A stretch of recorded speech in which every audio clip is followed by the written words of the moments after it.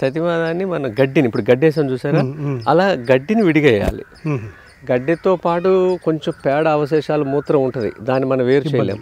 Major పేడని తీసేసేయాలి. ఇప్పుడు ఇక్కడ చేసాం చూడండి, అట్లా మల్చింగ్ లాగా మంచి అలా వేసిన సూర్యరశ్మి అనేది దాని మీద పడనప్పుడు కలుపు అనేది తగ్గుద్ది.